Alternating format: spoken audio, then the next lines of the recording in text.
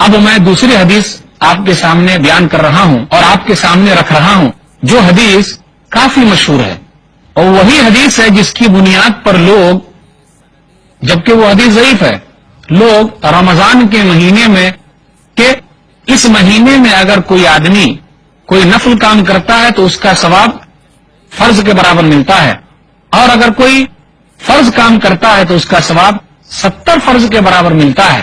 میں اسی حدیث کا تذکرہ کرنے جا رہا ہوں جس کے بارے میں یہ مشہور ہے کہ اس کا پہلا عشرہ رحمت کا، دوسرا عشرہ مغفرت کا، اور آخری عشرہ جہنم سے آزادی کا ہے۔ یہ حدیث ہمارے درمیان کافی مشہور ہے۔ یہ حدیث سلمان کے نام سے مشہور ہے۔ بہقی رحمہ اللہ نے اپنی کتاب شعب الایمان میں انہوں نے نقل کیا ہے، لیکن یاد رکھیے یہ حدیث سند اور متن دونوں اعتبار سے ضعیف ہے، کمزور ہے، اس پر عمل نہیں کیا جا سکتا۔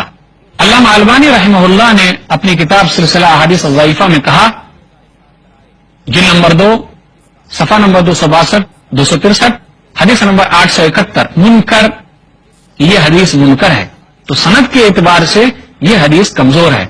اب میں متن کے اعتبار سے بات کر رہا ہوں کہ اس حدیث کے اندر جو فضیلت بیان کی گئی ہے، کیا واقعی ایسی چیز ہے؟ اگر مان لیا جائے، ویسے یہ حدیث صحیح نہیں ہے، اگر مان لیا جائے کہ یہ حدیث صحیح ہے، ویسے صحیح نہیں ہے، تو اس کا مطلب یہ ہے کہ اس مہینے میں نیک کام کرنے کی فضیلت زیادہ ہے اور اس پر ابھارا جا رہا ہے۔ اس کا مطلب یہ ہرگز نہیں کہ دوسرے اور مہینوں میں فرض چیزوں کی اہمیت نہیں ہے، دوسری اور نیکی لوگ اسی مہینے میں کریں گے تاکہ 70 کے برابر اس کو ثواب ملے، ایسا نہیں ہے۔ بسم اللہ الرحمن الرحیم، حامدوں و مصلیہ۔ سامعین اور ناظرین، پھر آپ نے اسپیس ٹی وی پہ آنے والے شخص کی بات سنی، جس میں اس ویڈیو میں تو اس نے حد ہی کر دیا کہ سند حدیث پر اگر کلام ہو تو ٹھیک ہے، لیکن متن حدیث جو ریئل میں رسول اللہ صلی اللہ علیہ وسلم کی بولی ہوا کرتی ہے، زبان مصطفیٰ سے نکلی ہوئی بات ہوا کرتی ہے، متن حدیث پر بھی اس نے کہا ہے کہ متن حدیث بھی یعنی سند اور متن دونوں ضعیف ہے، معاذ اللہ۔ اللہ تعالیٰ سبحانہ فرماتا ہے، ما ينطق عن الہوا ان هو الا وحی یوحی، سورہ نجم کی آیت نمبر 3 اور 4 میں، کہ یہ وہ حبیب ہیں جو اپنی خواہش سے کچھ نہیں بولتے، یہ وہی بولتے ہیں جو اللہ کی وحی ہوا کرتی ہے۔ تو وہ زبان جس کی ہر بات وحی خدا، چشمہ علم و حکمت پہ لاکھوں سلام۔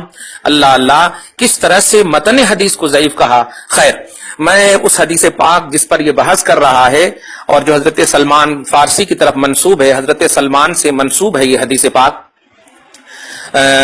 کہ راوی وہی ہیں، اور البانی کے ذریعے سے جو ابھی ماضی قریب کا اس سے پہلے کی ویڈیو میں بھی واضح کیا تھا، آپ دیکھیں کہ کن کن امام نے کس طرح سے اس حدیث کو صحیح کہا ہے۔ یہ ہے، دیکھیے، امام محمد بن اسحاق، جن کی کتاب ہے صحیح ابن خزیمہ، یعنی ان کا پورا نام امام محمد بن اسحاق ابن خزیمہ، جن کی کتاب کا نام ہی ہے صحیح ابن خزیمہ۔ یہ سن 2 ہجری یعنی سن 2 اور 3 ہجری کے ہیں، یہ متوفی ہیں 311، مطلب یہ کہ 1200 سال پہلے، 1100 سال پہلے کے ہیں صحیح ابن خزیمہ۔ اسی طرح امام بیہقی، جو امام ابو بکر احمد بن حسین بیہقی، 458، یعنی آج سے تقریباً 1000 سال سے بھی زیادہ پہلے کے۔ اسی طرح امام ابو حاتم محمد بن حبان، جو متوفی ہیں 354، یعنی تقریباً 400-500 سال پہلے، یعنی 1000 سال پہلے کے، جن کی کتاب صحیح ابن حبان، مطلب صحیح ابن خزیمہ اور صحیح ابن حبان اور سنن بیہقی، یہ 3 میں یہ حدیث روایت ہے۔ اب میں پڑھتا ہوں۔ حضرت سلمان فارسی بیان کرتے ہیں کہ ہمیں رسول اللہ صلی اللہ علیہ وسلم نے شعبان کے آخری دن خطبہ دیا اور فرمایا، اے لوگو، تمہارے پاس ایک عظیم اور مبارک مہینہ آ پہنچا ہے، اس مہینے میں ایک رات ہے جو 1000 مہینوں سے بہتر ہے۔ اللہ نے اس مہینے میں روزے کو فرض کر دیا ہے اور اس کی رات میں قیام کو نفل کر دیا ہے۔ جو شخص اس مہینے کو یا اس مہینے میں کوئی نیکی کرے تو وہ دوسرے مہینے میں فرض ادا کرنے کے برابر ہے، اور جو شخص اس مہینے میں فرض ادا کرے تو وہ ایسا ہے جیسے دوسرے مہینے میں 70 فرض ادا کیے۔ یہ صبر کا مہینہ ہے اور صبر کا ثواب جنت ہے۔ یہ غم گساری کا مہینہ ہے، یہ وہ مہینہ ہے جس میں مومن کے رزق میں زیادتی کی جاتی ہے۔ اس مہینے میں جو کسی روزہ دار کا روزہ افطار کرائے اس کے لیے گناہوں کی مغفرت ہے اور اس کی گردن کے لیے دوزخ سے آزادی ہے۔ اور اس کو بھی روزہ دار کے مثل اجر ملے گا اور اس روزہ دار کے اجر میں کوئی کمی نہیں ہوگی۔ صحابہ نے عرض کیا یا رسول اللہ، ہم میں سے ہر شخص کی یہ استطاعت نہیں ہے کہ وہ روزہ دار کو افطار کرا سکے، تو رسول اللہ صلی اللہ علیہ وسلم نے فرمایا اللہ تعالیٰ یہ ثواب اس شخص کو بھی عطا فرمائے گا جو روزہ دار کو ایک کھجور یا ایک گھونٹ پانی یا ایک گھونٹ دودھ سے روزہ افطار کرائے۔ یہ وہ مہینہ ہے جس کا اول رحمت ہے، جس کا اوسط مغفرت ہے اور جس کا آخر جہنم سے آزادی ہے۔ جس شخص نے اس مہینے میں اپنے خادم سے کام لینے میں تخفیف یعنی کمی کی، اللہ تعالیٰ اس کی مغفرت فرما دے گا اور اس کو دوزخ سے آزاد کر دے گا۔ اس مہینے میں 4 خصلتوں کو جمع کرو، 2 خصلتوں سے تم اپنے رب کو راضی کرو اور 2 خصلتوں کے بغیر تمہارے لیے کوئی چارہ کار نہیں۔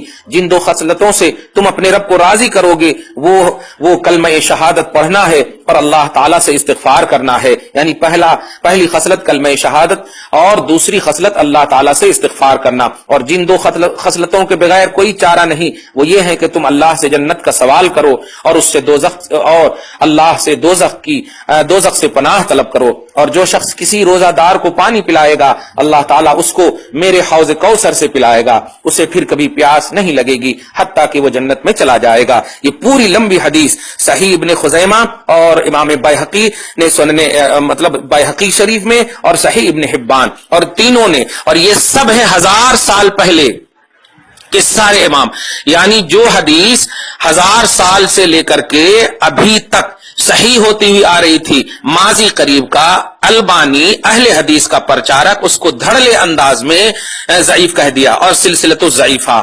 آپ کو باخبر کر دوں کہ یہی وہ البانی ہے کہ آپ بخاری شریف کو بھی ڈیوائڈ کر دیا ہے، صحیح بخاری اور ضعیف بخاری۔ اب جتنی بھی صحیح ستہ کی یہی البانی ہے، صحیح ترمیزی ضعیف ترمیزی، صحیح نسائی ضعیف نسائی، یعنی صحیح ستہ جو بڑے بڑے سابقین اولین حضرات ائمہ اور محدثین تھے جن کی علمیت اور جن کی فقاہت اور جن کی حدیث دانی پر اسلام ناز کرتا تھا، یہ آج کا ماضی قریب کا البانی جو اہل حدیث کا پرچارک تھا اور جو چلا گیا، اس کو بیس بنا کر آج کے یہ موجودہ اہل حدیث متن کو مطلب سند کو بھی، راویوں کو، روایت کو، مطلب راویوں کو ضعیف کہنے کی تو خصلت تھی ہی ان کی، لیکن اب تو روایت کو بھی یہ ضعیف کہہ رہے ہیں۔ یہ مطلب اس کی گفتگو سے ڈائریکٹ ذات مصطفیٰ اور ڈائریکٹ قول مصطفیٰ پر حملہ کیا گیا ہے، جس قول کے بارے میں قرآن پاک نے کہا تھا ما ينطق عن الهوى ان هو الا وحی یوحى، کہ نبی منہ سے کچھ نہیں بولتے، جو بھی بولتے ہیں وہ وحی الہی ہوا کرتی ہے، وہ زبان جس کی ہر بات وحی خدا، چشمہ علم و حکمت پہ لاکھوں سلام۔ لوگوں اہل حدیث سے بچو، لوگوں ایسے پیس ٹی وی کے لوگوں سے بچو اور ان کی علمی خیانت کو محسوس کرو۔ یہ تو بول دیا سند اور متن، لیکن تم نے کیا سمجھا؟ سند اس کو کہتے ہیں جو راویوں کے سلسلے کو سند بولتے ہیں، اور متن اس کو کہتے ہیں جو رسول کی حدیث جہاں پر رسول کی اب بولی شروع ہو۔ بتائیے رسول کی بولی کو اس نے ضعیف کہہ دیا ہے، اور صرف البانی کے حوالے سے، البانی جو اہل حدیث کا ماضی کا پرچارک ہے۔ بتائیے یہی جب یہ مر جائیں گے تو ان کی نسل جو ہے ان کو بیس بنائیں گی کہ میرے حضرت ثناء اللہ صاحب یا ثناء الرحیم جو ان کا نام ہے، یہ انہوں نے ان کو ضعیف کہا، پھر ان کی نسلیں یعنی ایک دوسرے کو یہ بیس بنائیں گے۔ اور اہل سنت والجماعت اگر ائمہ اور مجتہدین کو مقلد اور متبع مان رہے ہیں اور ان کی تقلید کر رہے ہیں تو ان کے نزدیک شرک ہے، یعنی یہ البانی کو بیس بنائے ان کی تقلید کریں تو شرک نہیں ہے۔ کیا بات ہے، جو تمہارے نزدیک سنت ہو جائے وہ میرے نزدیک مطلب بدعت، اور جو تمہارے نزدیک بدعت ہو اور شرک ہو وہ میرے نزدیک سنت۔ یہ کیسا مطلب یہ کہ دو رنگی ہے؟ سراسر ایک ہو جا، دو رنگی چھوڑ دے، ایک ہو جا۔ تو اہل حدیث کے ایسے پرچارکوں سے آپ سب بچیے اور باخبر رہیے۔ امام محمد بن اسحاق نے ابن خزیمہ صحیح ابن خزیمہ میں اس حدیث کو صحیح کہا، امام ابو بکر نے سنن کبریٰ اس کو بھی صحیح کہا، اور صحیح ابن حبان امام ابو حاتم محمد ابن حبان نے بھی صحیح کہا ہے۔ لہذا اہل حدیث کے دام فریب سے آپ سب بچیے، اور یہ حدیث جو رمضان کی عظمتوں اور فضیلتوں کے حوالے سے جو بیان کی گئی ہے بالکل 100% صحیح ہے، 100% صحیح ہے۔ والسلام علی من اتبع الہدی۔ غلامان احمد رضا کوئی بھی ہم سے جیتا نہیں ہے۔ اگر آپ نے ابھی تک ہمارا چینل سبسکرائب نہیں کیا تو ہمارے چینل کو سبسکرائب کر لیں۔ یا نبی سلام علیکہ، یا رسول سلام علیکہ، يا